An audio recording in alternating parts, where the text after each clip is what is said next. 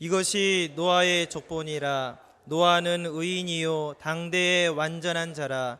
그는 하나님과 동행하였으며. 아멘. 하나님과 동행하는 새해. 올 한 해가 저와 여러분에게 그와 같은 한 해가 될 수 있기를 바랍니다. 우리 인간에게는 인정받고자 하는 욕구가 있습니다. 자녀는 부모에게, 또 학생은 선생님에게, 또 직장인들은 동료들이나 상사에게 인정받기를 원하는 것이죠. 우리는 그 무엇보다도 우리 하나님께 인정받을 수 있어야 합니다.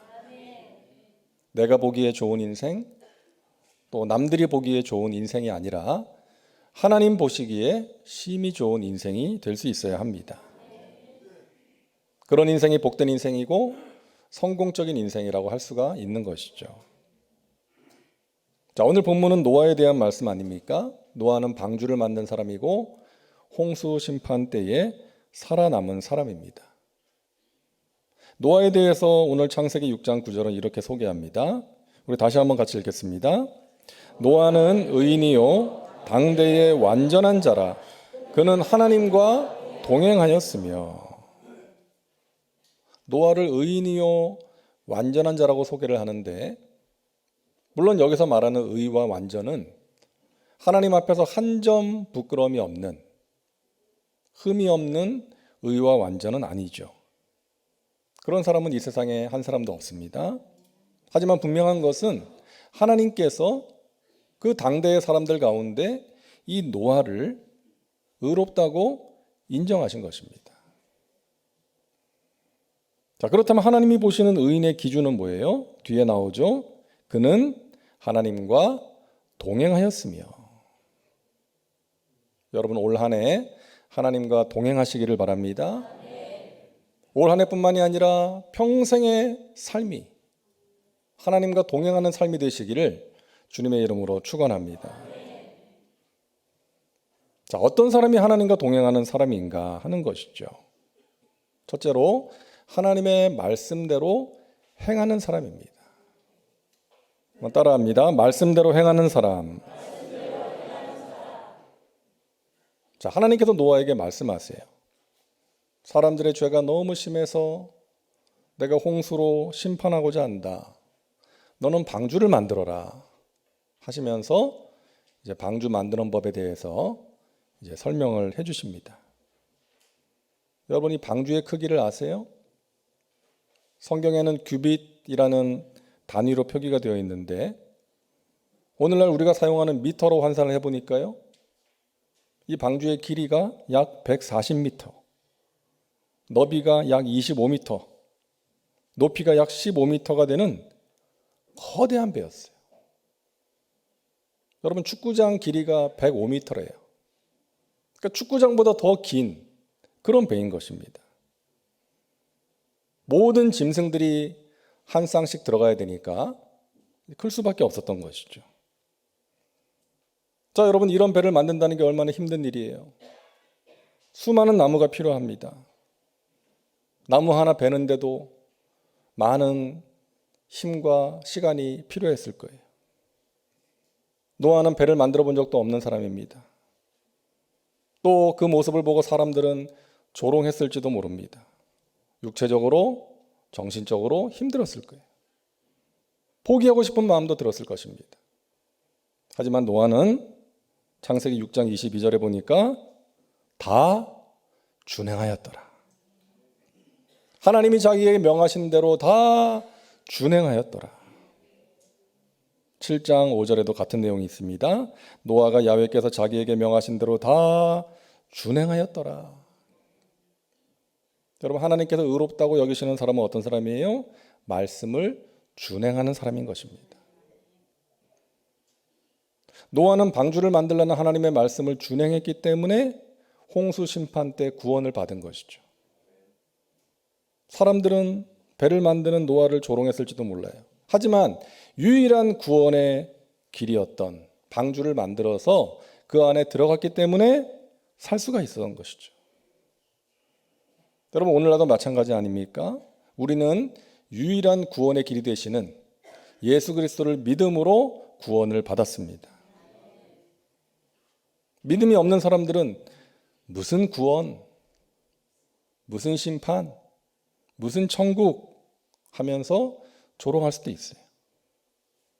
하지만 구원의 복음을 듣고 그 복음을 받아들인 사람들만 구원을 받게 되는 것입니다. 그리고 구원받은 사람들은 하나님의 말씀을 행하는 삶을 살아가야 되는 거예요. 여러분, 하나님 말씀을 어떻게 행할 수 있나요? 결심하면 되나요? 노력하면 되나요? 안 될 때 많은 거 다 경험해 보셨죠? 하나님과 동행하면 될 줄로 믿습니다.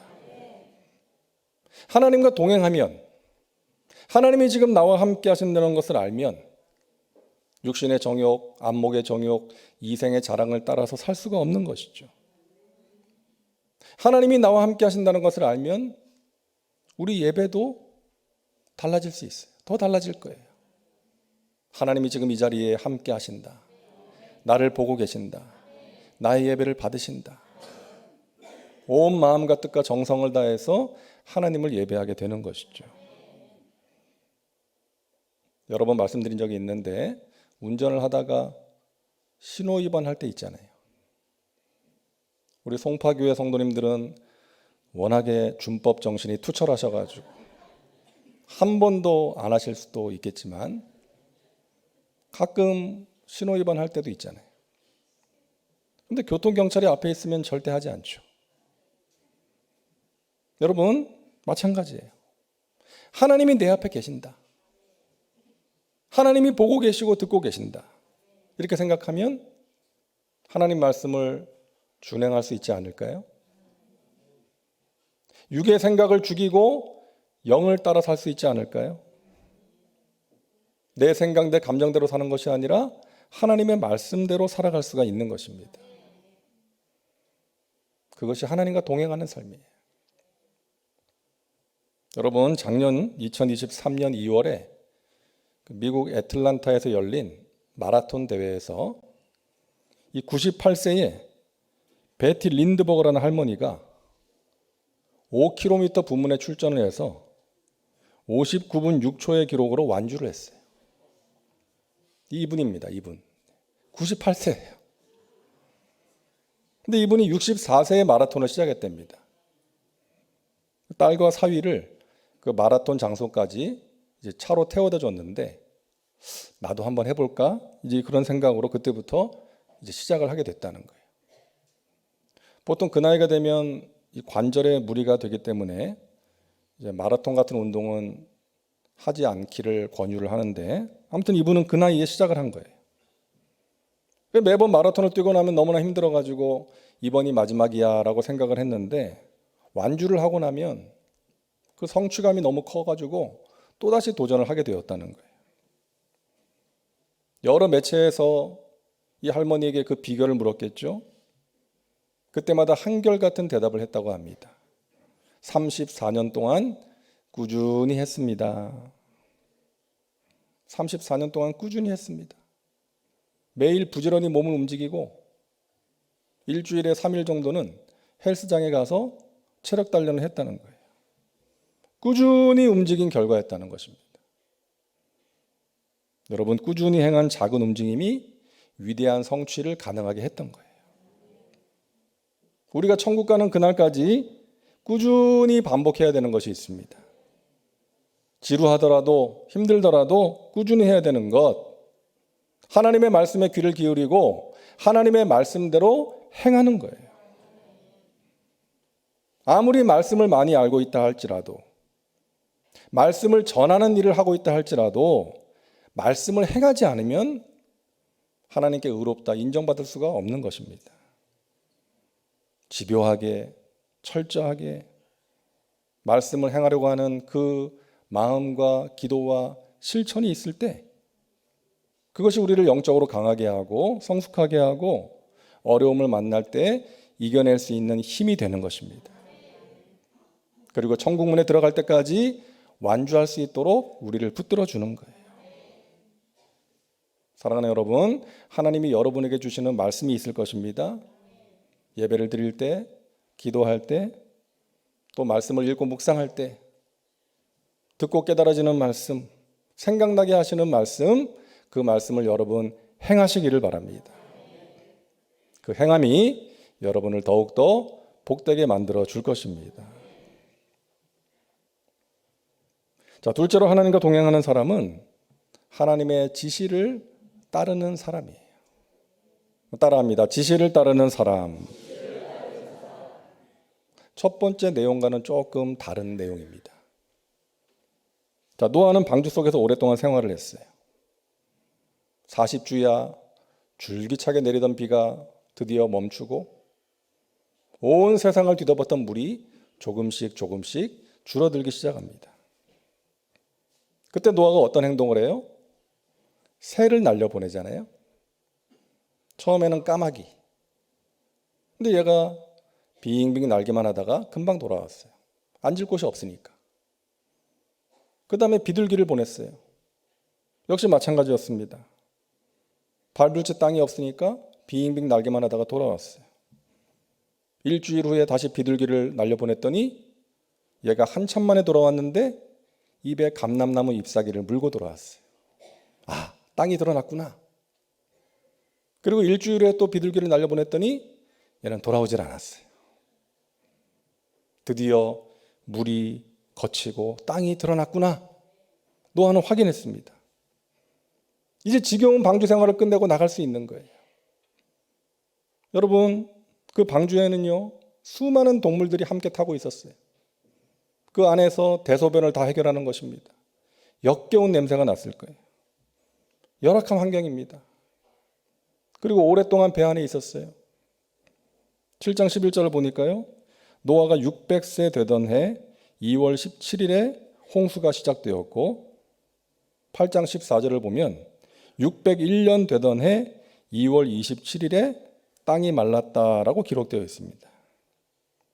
그러니까 1년이 넘는 시간을 방주 안에서 지낸 거예요. 유람선도 지겨울 것 같은데요. 열악한 환경 속에서 1년 넘도록 지낸 거예요. 얼마나 힘들었을까요? 물이 거친 것을 확인했으니까 당장이라도 뛰쳐나가고 싶지 않았겠습니까?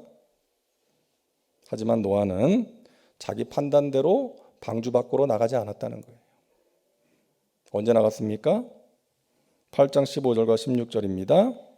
하나님이 노아에게 말씀하여 이르시되 너는 내 아내와 내 아들들과 내 며느리들과 함께 방주에서 나오라.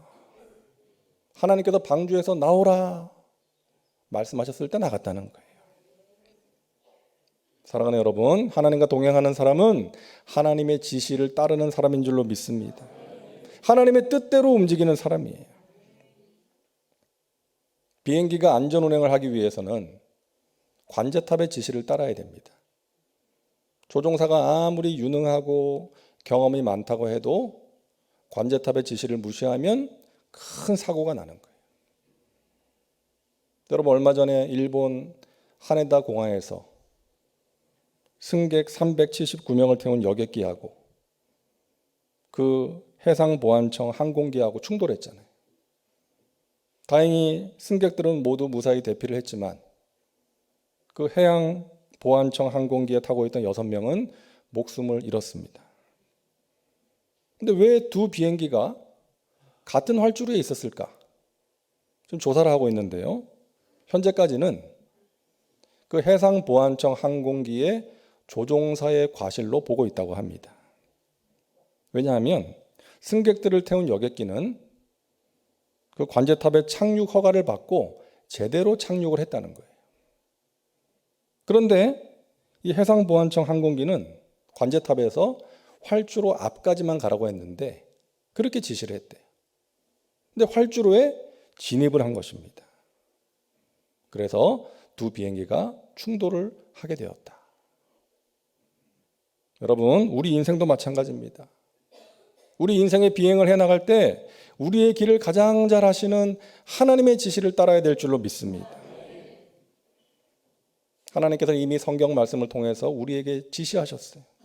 우리가 가야 할 길을, 우리가 해야 될 일을 이미 지시하셨습니다.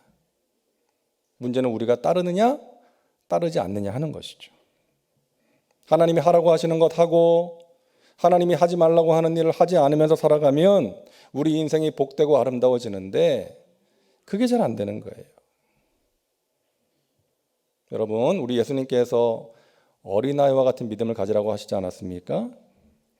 어린아이와 같은 믿음이 무엇일까? 여러 가지로 말할 수 있겠지만 그 중에 한 가지가 이 묻는 거 아닐까요? 묻는 거.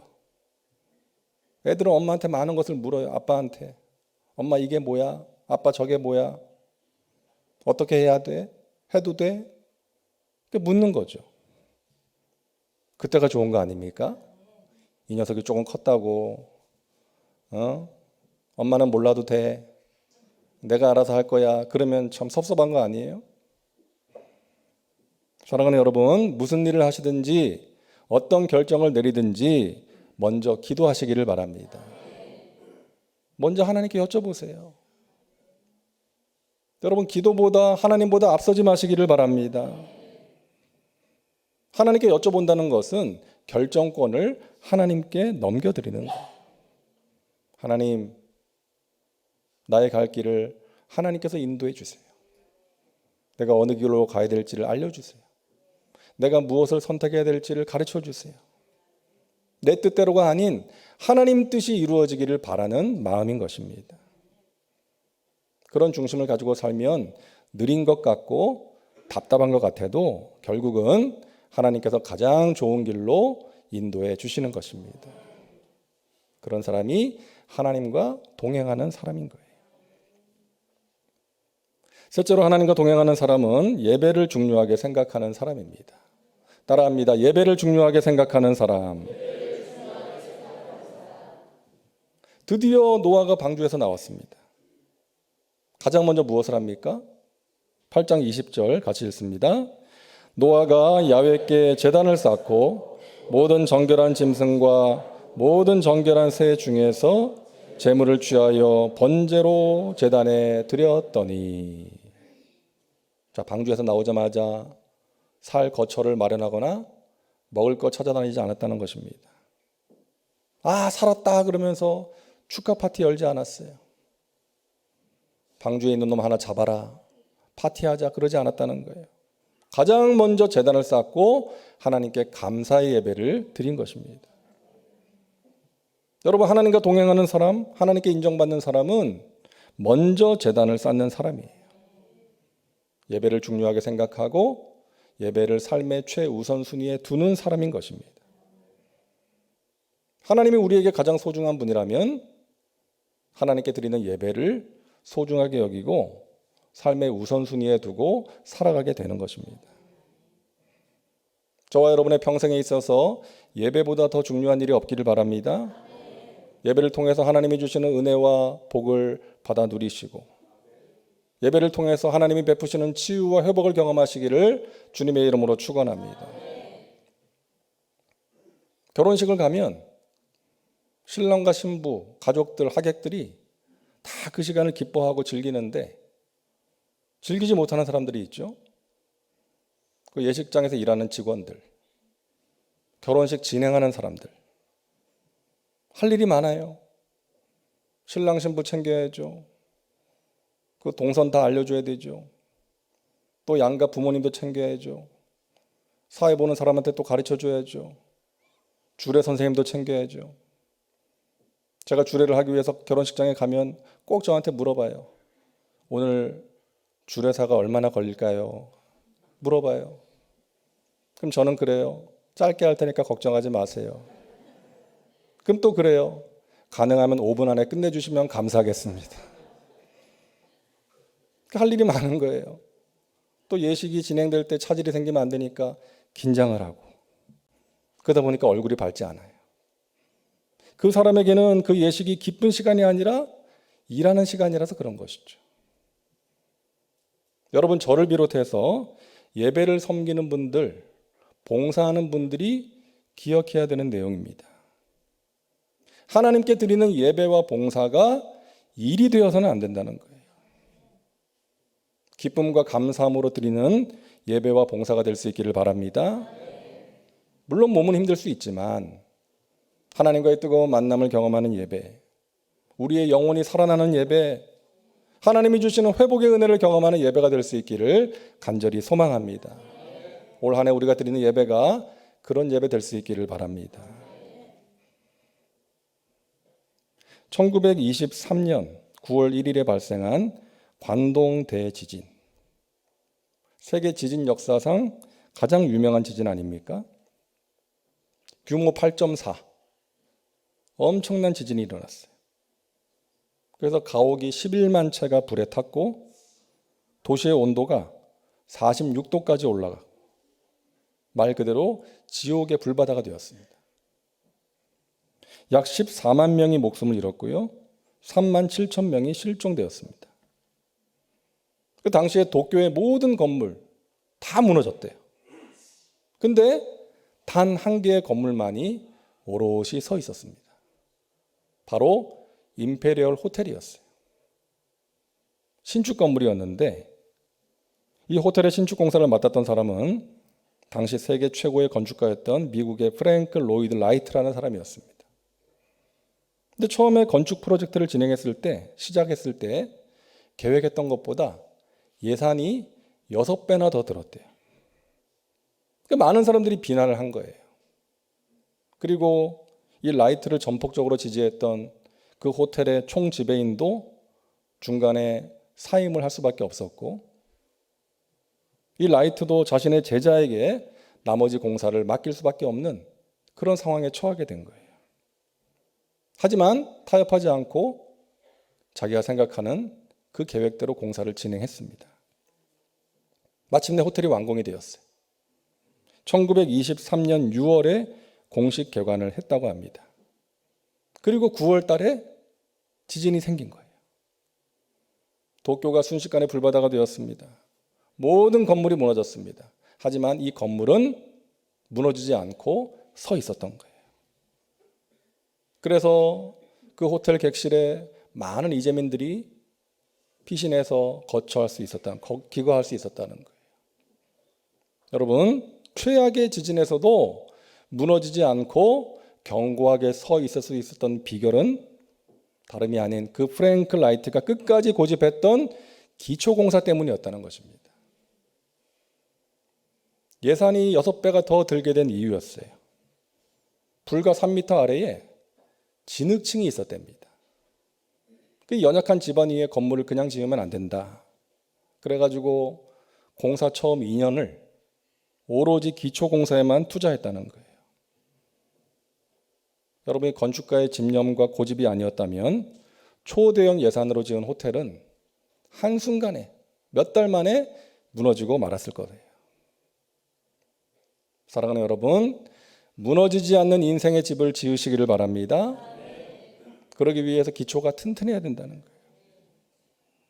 오늘 말씀처럼 하나님의 말씀을 행하고 하나님의 인도하심을 따르고 예배를 통해서 하나님의 은혜를 경험하게 되시기를 주님의 이름으로 축원합니다. 우리 신앙의 기초공사, 기본기가 튼튼해야 될 줄로 믿습니다. 이런 사람에게 하나님께서는 복을 주세요. 창세기 9장 1절을 우리 같이 읽겠습니다. 하나님이 노아와 그 아들들에게 복을 주시며 그들에게 이르시되 생육하고 번성하여 땅에 충만하라. 아멘. 어서 많이 본 말씀이죠. 창세기 1장에서 하나님이 인간을 창조하시고 그들에게 주신 이 말씀을 다시금 노아에게 주시는 거예요. 하나님과 동행한 노아, 하나님의 말씀대로 행한 노아, 새로운 시대를 열게 된 노아에게 하나님께서 복을 주신 것입니다. 사랑하는 여러분, 2024년 하나님과 동행하심으로 복된 한 해를 살아가시기를 주님의 이름으로 축원합니다. 하나님께서 여러분과 함께 하십니다. 여러분을 도와주십니다. 승리의 길로 인도하십니다. 작년보다 올해가 더 좋은 한 해, 더 풍성한 하나님의 은혜로 채워지는 복된 한 해가 될 줄로 믿습니다. 기도합니다. 좋으신 하나님, 2024년 하나님과 동행함으로 복된 삶을 살게 하여 주시옵소서. 하나님이 주신 말씀을 행할 수 있도록 우리를 도와주시고 하나님의 인도하심을 따르게 하여 주옵시고 예배를 통해서 하나님이 주시는 귀한 은혜를 경험하게 하여 주시옵소서. 영적인 기초 튼튼하게 세워서 무너지지 않는 인생의 집을 짓는 하나님의 백성들 되게 하여 주옵소서. 예수님의 이름으로 기도하옵나이다. 아멘.